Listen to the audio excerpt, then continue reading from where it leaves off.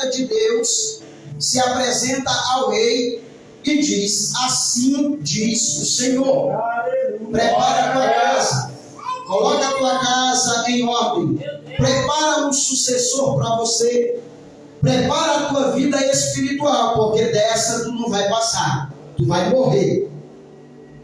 Irmãos, imagine você receber uma sentença como essa. Porque quando você recebe a sentença da medicina, a medicina chega para você e diz: o teu problema não tem cura. O teu problema não tem como ser solucionado pela medicina. Quando o médico chega para você e diz: vai para casa, despede da tua família, porque esses são os teus últimos dias. Você pode recorrer a Deus e pedir ajuda a Deus. Meu Deus, é verdade. Para que Deus venha intervir e fazer aquilo que a medicina não consegue fazer, aquilo que a ciência não pode fazer. Mas que quando a sentença vem de Deus, a quem você vai recorrer? Meu Deus do céu. A quem você vai pedir ajuda? Senhor amado. A quem você vai pedir socorro? Quem vai te ajudar? Quem vai te livrar da mão de Deus? Quem vai te socorrer da sentença enviada por ele? Porque ele está dizendo aqui que o próprio Deus determinou a sentença dele. Tu vai morrer. É verdade. E não viverás. É verdade. Jesus. Mas o rei Ezequias conhecia o Deus a qual ele servia. E sabia que o Deus a qual ele servia é um Deus misericordioso. Aleluia, aleluia. E aquele mesmo a quem lhe deu a sentença é a este mesmo que ele vai recorrer. Irmãos, você acredite ou não, mas é a palavra de Deus. Verdade. As nossas conquistas, as nossas vitórias, o milagre que eu preciso, que você precisa, ela está entrelada com as nossas atitudes. Aleluia. Quando você vai estudar a história dos reis, aqueles que tinham atitudes sábias, corretas e temente a Deus, eles venciam, eles prosperavam, eles eram abençoados. Mas aqueles reis que eram desobedientes, que tinham atitudes pecaminosas e que desagradavam a Deus, o caminho deles era o caminho da derrota. Desse jeito. E Ezequias aqui, ele tomou atitude sábia e correta, que foi recorrer ao próprio Deus que havia estabelecido a sentença para ele, porque ele sabe, Deus é misericordioso. Foi ele que deu a sentença, aleluia. É verdade, mas é a ele que eu vou recorrer. Aleluia. Atitude de sabedoria. Oh, meu Deus, aleluia. A Bíblia vai dizer que a primeira atitude sábia dele foi virar o rosto para a parede.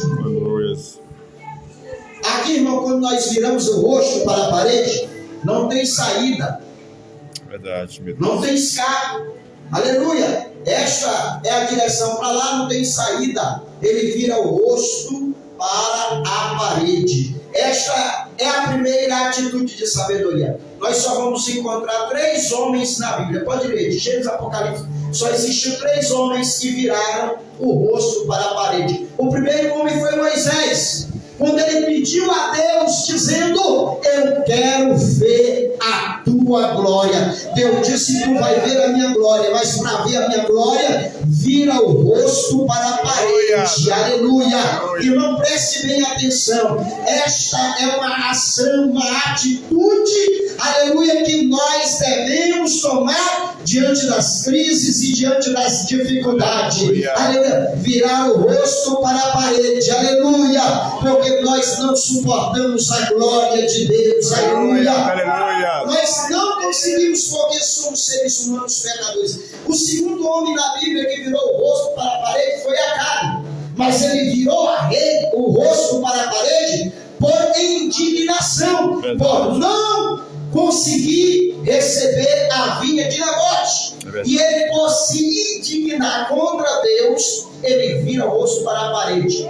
Mas este, com essa atitude, ele perdeu o reinado e foi morto na guerra, porque virou o rosto para a parede, se indignando contra Deus. E o terceiro homem foi Ezequias, virou o rosto para a parede, mas não para se lamentar, não para se revoltar contra Deus e dizer: que Deus é esse que eu sirvo? Que Deus é esse que diz que está comigo? Que Deus é esse que diz que é poderoso? Que Deus é esse que me dá uma sentença de morte? Não, pelo contrário, ele virou o rosto para a parede para se humilhar na presença do Todo-Poderoso, Criador dos céus e da terra.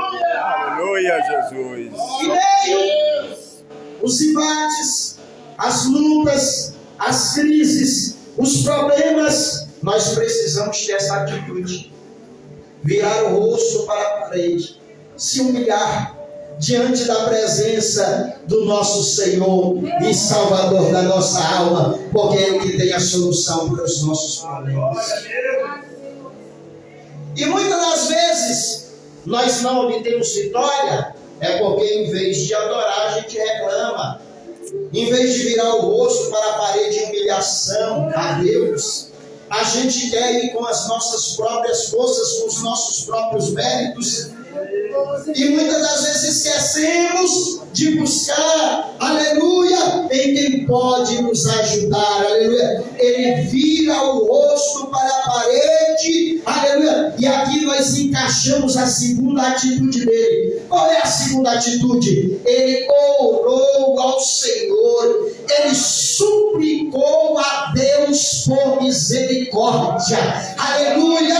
Ele disse: Senhor, eu sei que tu és aquele que dá a palavra, aleluia. O Senhor é que tem o ponto final na história do ser humano, aleluia. Mas tem misericórdia, e lembra que eu já andei na tua presença e fiz o que era reto diante do Senhor, e tem misericórdia da minha alma, aleluia.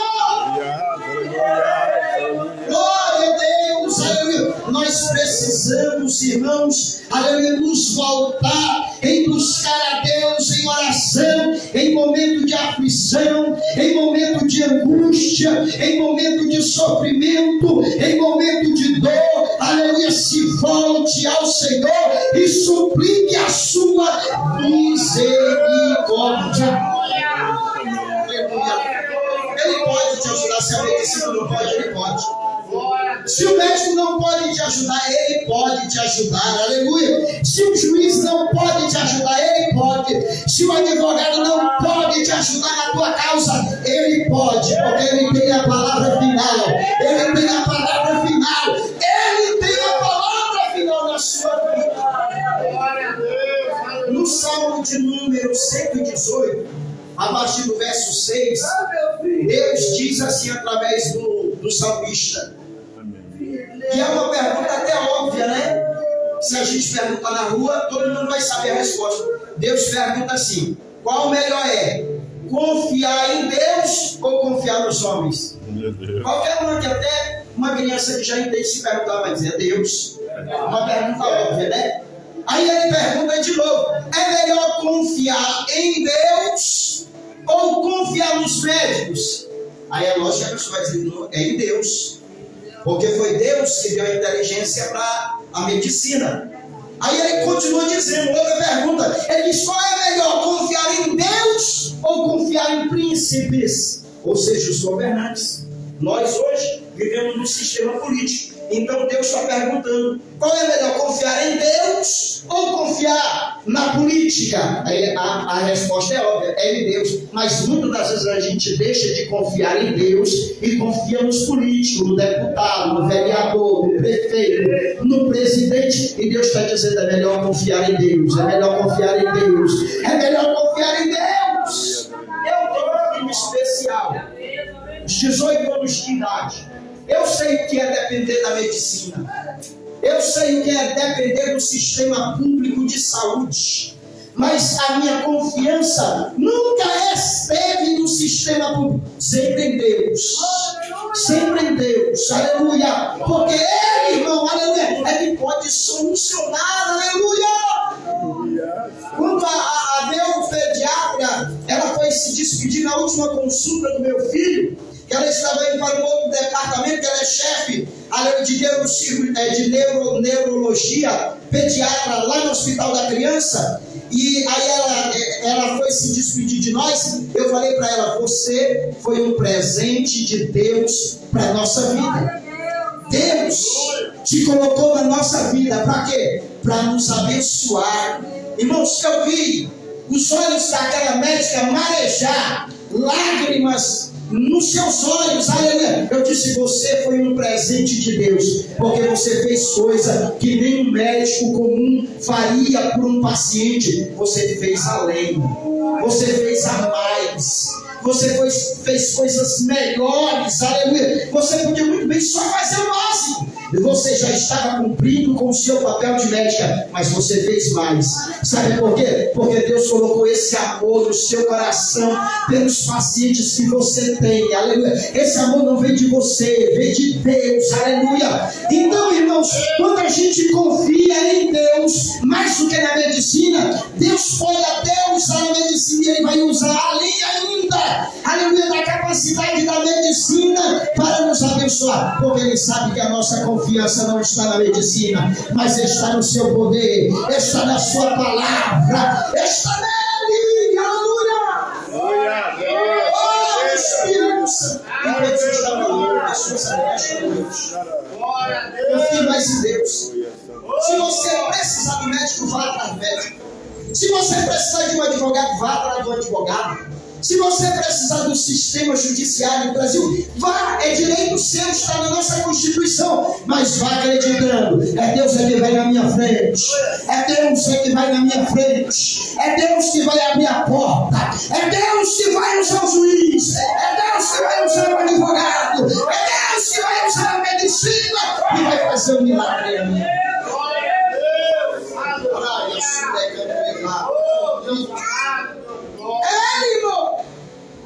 Se ele fosse esperar pela medicina da época, não tinha cura.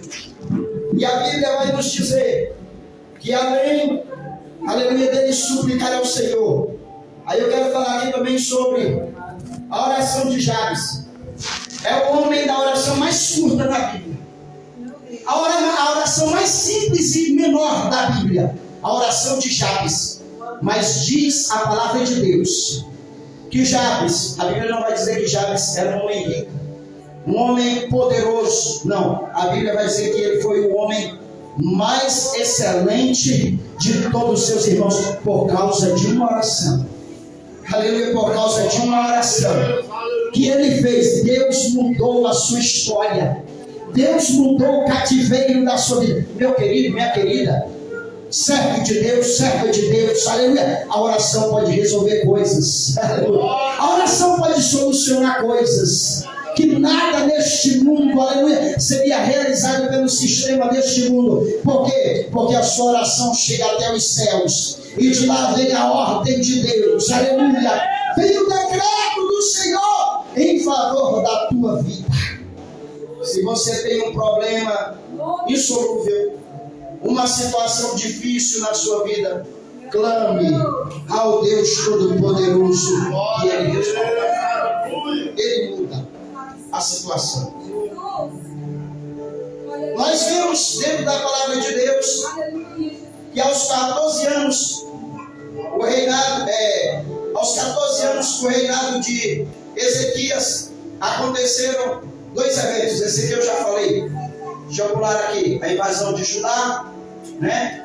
E a terceira atitude, vamos pular que é para nós ganharmos tempo.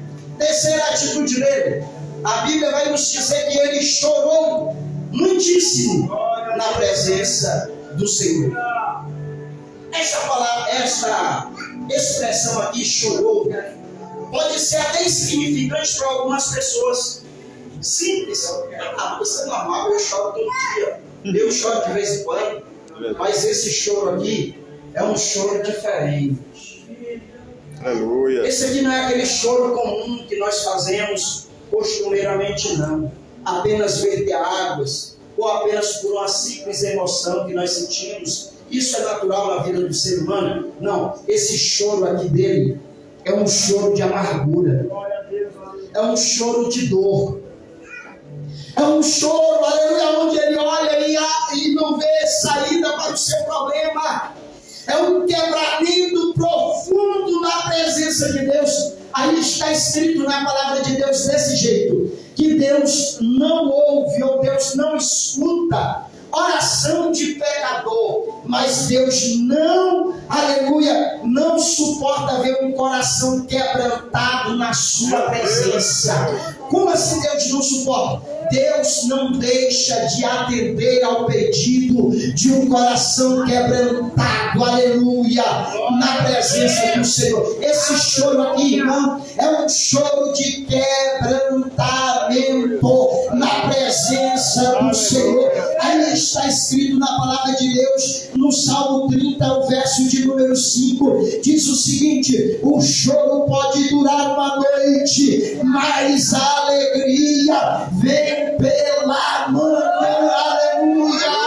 Irmão, o teu sofrimento, a tua dor, aleluia, o teu sentimento de perda, aleluia, quando você se quebranta na presença do Todo-Poderoso, há uma resposta. É lógico que isso aqui é uma palavra figurada, dura uma noite. Verdade. Não quer dizer que você chorou hoje a noite toda, que amanhã chegará um milagre, não. Verdade. Porque para Deus ele não vê igual nós, por exemplo, horas, minutos. O tempo fracionado igual nós conhecemos, só quem conhece é nós. É verdade. Que somos seres humanos. Nós conhecemos segundos, milésimos, centésimos, horas, minutos, dias, meses, anos, semanas. Isso é para nós, humanos. Deus não. Deus é eterno. Aí é tanto que Pedro vai usá-lo, é usado pelo Espírito Santo, que diz assim: 1000 anos para Deus é como um dia, e um dia é como 1000 anos. Aleluia! Sabe o que a palavra de Deus nos conforta dizendo? Se não te deu milagre hoje, aguarda mais um pouco, confia mais um pouco, espera mais um pouco, que a bênção vai chegar. Nós precisamos entender que este nosso Deus, aleluia, Ele quer e Ele vai fazer um milagre na nossa vida, e não depende do tempo, depende, aleluia, do nosso quebrantamento e da nossa confiança na sua presença. A Bíblia diz que ele chorou muitíssimo, e Deus ouviu o seu choro, e Deus, tanto que olha a resposta de Deus para ele. Vou ler o versículo. Aleluia. Aleluia. Texto da Bíblia e nem qualquer outra coisa. Eu sou ruim de memória. Eu acho que o HD está ficando já cansado. Aí vai ficando difícil de armazenar tanta coisa, né? Mas olha o que diz a resposta de Deus. Versículo de número 4. E sucedeu, pois, que, não havendo Isaías ainda saído do meio do pátio, veio ele a palavra do Senhor. Veio a quem? Veio quem? A ele, a Isaías, veio quem? A palavra do Senhor, né? Não é a mesma palavra do Senhor que diz: vai morrer. É verdade. Vai morrer. Prepara a casa, arruma a casa, coloca em ordem, prepara aí o sucessor, porque tu vai descer agora. Já manda preparar o culto fúnebre aí, porque você vai descer a sepultura. Já é para você, Ezequias. Mas é a mesma palavra, o mesmo Deus, aleluia, o mesmo profeta que enviou. Deus manda voltar lá, aleluia. Ele ainda estava no pátio, para você ver como é que é. Estava no pátio, aleluia. Veio a ele a palavra do Senhor dizendo: volta e diz a Ezequias, chefe do meu povo, assim diz o Senhor, o Deus de Davi teu pai: ouvi a oração, escutei a oração, aleluia, glória a Deus, ouvi a oração e vi as suas lágrimas, aleluia, vi as suas lágrimas, e eis que eu te sararei ao terceiro dia, e subirás à casa do Senhor. Amém. As atitudes de Deus, irmão, fez a palavra de Deus voltar. A palavra que era contrária, a palavra de Deus que era contrária, sentença de morte a ele, ela voltou atrás. E Deus disse: não se preocupa, eu ouvi a oração, aleluia. Eu ouvi a oração e vi as suas lágrimas. Aleluia, Jesus, aleluia. E eu vi as suas lágrimas. Tem gente que pensa que Deus não vê choro. Uma certa vez o pastor falou na escola dominical: Deus não se importa com o choro. Aí eu falei, levantei a mão e disse: como é que é, pastor? Aí ele disse assim: Deus não se importa com o choro. Eu disse: pastor, eu concordo com o Senhor em certas situações. Eu digo: tem choro que Deus se importa. Se for aquele choro para apenas chorar por emocionalismo, eu concordo com o Senhor, porque a Bíblia nos mostra em vários versículos que Deus se importa sim com o choro, que Deus se importou com o choro de Ana, que Deus se importou com o choro de Ezequias, que Deus se importou, aleluia, com o choro de Jesus, quando ele, aleluia, recebeu a notícia de que Lázaro estava morto, aleluia. Então Deus se importa com as suas lágrimas, quando ela é verdadeira na presença do Senhor. Deus levanta do céu e manda a palavra de milagre. A palavra de milagre. Aleluia, aleluia, glória a Deus. Obrigado, meu Deus. E muitas das vezes, eu já vou finalizar e orar pela sua vida. Aleluia! Santo Senhor! A gente quer o milagre de Deus, a gente quer a vitória, quer a bênção, mas a gente não está disposto a fazermos as atitudes necessárias para isso. Porque eu costumo dizer nas minhas pregações que Deus é tão bom, Deus é tão misericordioso, Deus é tão maravilhoso que até para fazer um milagre na tua vida Ele conta com a tua participação. Ele não faz sem a tua participação. Como é que é isso, pregador? Eu vou explicar para você entender.